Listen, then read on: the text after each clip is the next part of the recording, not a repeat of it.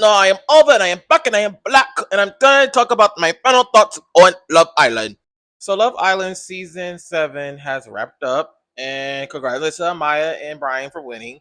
Amaya, you deserve the money out of everybody because it was like in the beginning, Amaya went from being the girl that was the least desirable, thanks to Ace.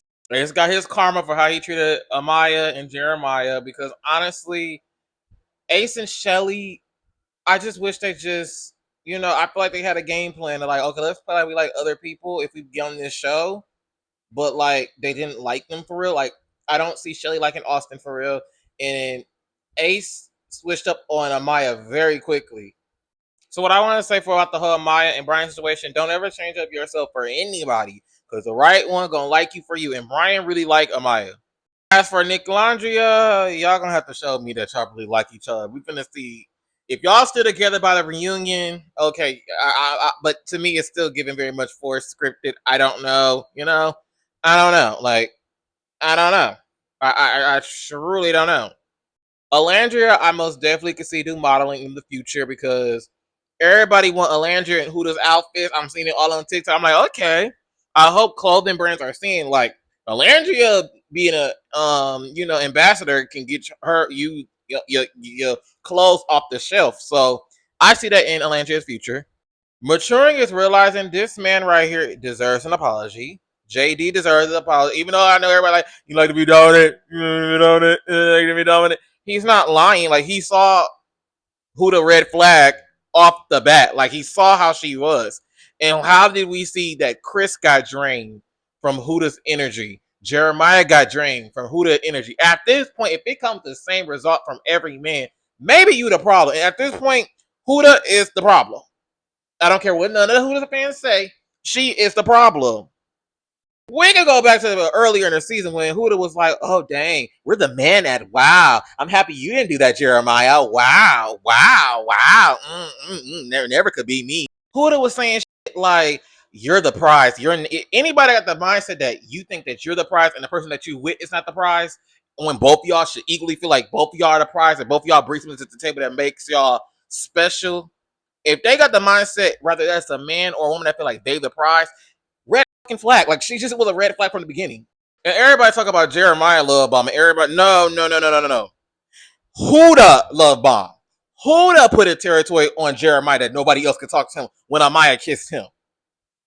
It was Huda. It was never Jeremiah. And it was how she talked to men. Like, oh my God. It was like you trying to take a manhood. So JD was right. You like to be dominant. You like to be in control. Like he's not lying. Like, and I'm gonna explain something why production never got rid of Huda. Huda is the reason why they got as much views as they did by calling Jeremiah up. When she crashed out on Jeremiah, that's when the views came in, and everybody like, okay, what is Love Island? Let me check this out. And after that situation, it was just a shit show from the end. Like it was just like shit show after shit show after show.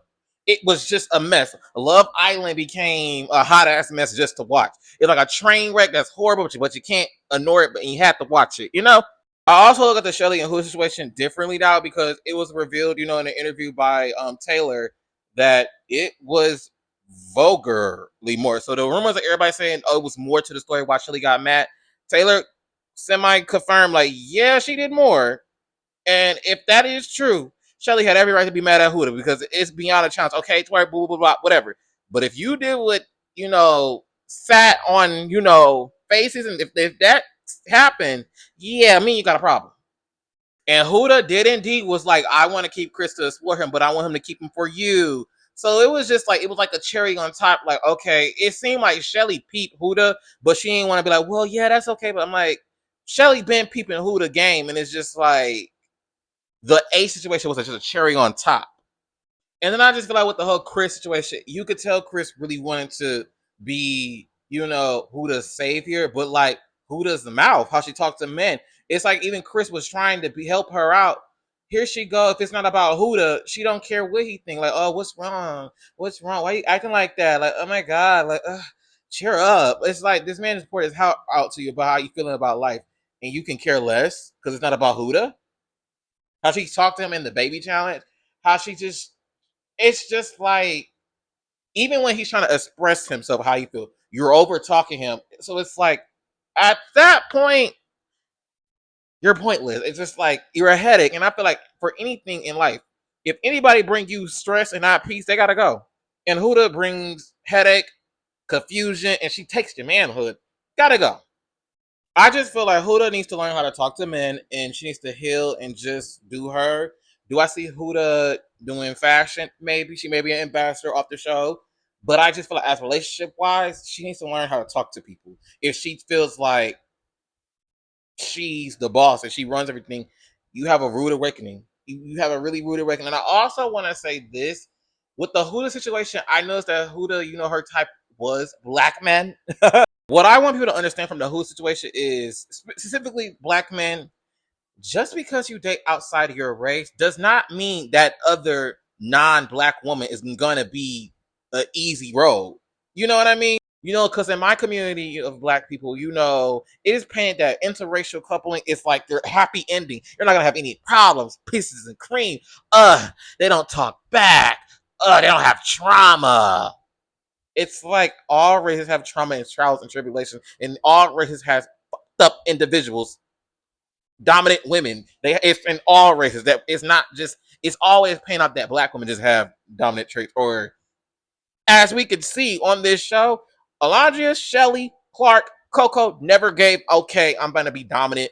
I'm going to belittle the men. But you know who did? Huda, the non-black woman. Who says nigga? So I'm not against, interracial coupling. That's not what I'm saying. What I'm saying is this. Don't get into that situation thinking that it's going to be better because they are a different race. That goes for black men and black women. I hope that message was very much understood. I hope so. Anywho, Love Island season 7. It was a good season drama wise, horrible season about the love concept. Good season drama wise, but a horrible and one of probably the worst seasons ever based off of what the concept of the show was. All the coupling, every time someone was locked in or was about to get locked in, got sent home. Horrible season, but a great season for drama. So season 8, I hope it's better. Okay. On that note, I'm over. I'm getting out of here. I may review Love Island after the Vila, but I feel like I gotta watch season 6 first to understand, the beast and stuff. So I don't know. Bye.